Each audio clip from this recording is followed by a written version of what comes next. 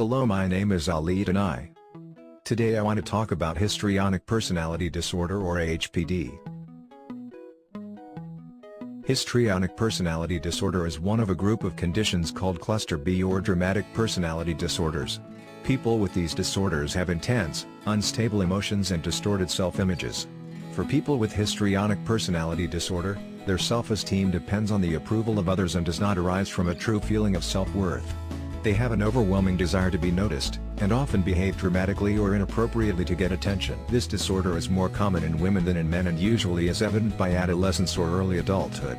A person with histrionic personality disorder seeks attention, talks dramatically with strong opinions, is easily influenced, has rapidly changing emotions, and thinks relationships are closer than they are.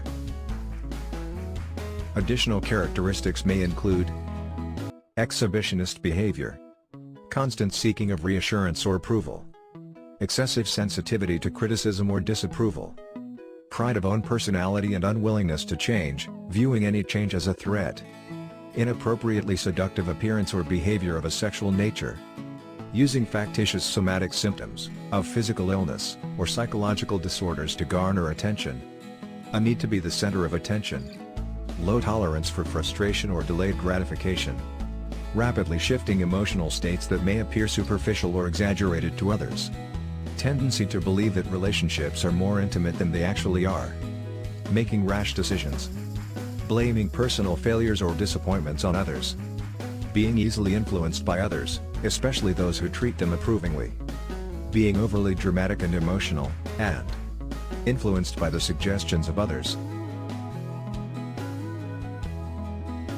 The exact cause of histrionic personality disorder is not known, but many mental health professionals believe that both learned and inherited factors play a role in its development.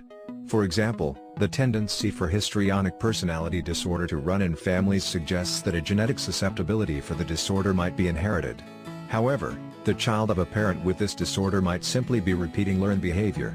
Other environmental factors that might be involved include a lack of criticism or punishment as a child, positive reinforcement that is given only when a child completes certain approved behaviors, and unpredictable attention given to a child by his or her parents, all leading to confusion about what types of behavior earn parental approval. There is no specific test that is used to diagnose HPD. If you are troubled by your symptoms and seek medical care, your primary care provider will likely begin by taking a complete medical history. They may perform a physical exam to rule out any physical problems that might be causing your symptoms. If your primary care provider doesn't find a physical cause for your symptoms, they may refer you to a psychiatrist. Psychiatrists are specifically trained to recognize and treat psychological disorders. A psychiatrist will be able to use expert questions to get a clear view of the history of your behavior. An accurate assessment of your behaviors will help your primary care provider diagnose you.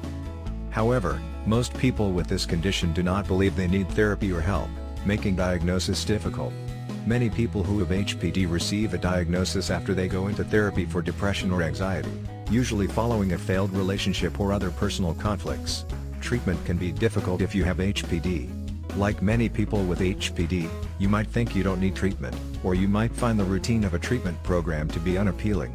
However, therapy, and sometimes medications, can help you cope with HPD. Psychotherapy is the most common and effective treatment choice for HPD.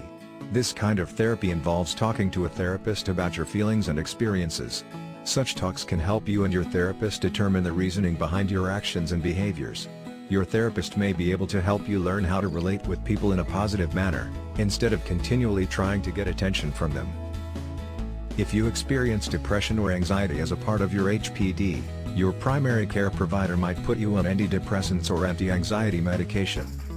Most histrionics also have other mental disorders.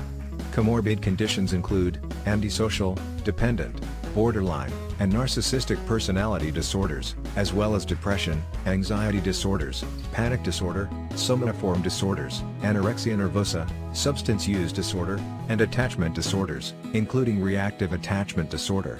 The survey data from the National Epidemiological Survey from 2001 to 2002 suggests a prevalence of HPD of 1.84%.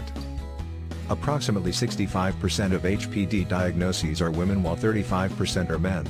Many symptoms representing HPD in the DSM are exaggerations of traditional feminine behaviors. In a peer and self-review study, it showed that femininity was correlated with histrionic, dependent and narcissistic personality disorders. Although 2/3 of HPD diagnoses are female, there have been a few exceptions. Whether or not the rate will be significantly higher than the rate of women within a particular clinical setting depends upon many factors that are mostly independent of the differential sex prevalence for HPD. Thank you so much for watching. I hope you enjoyed the video.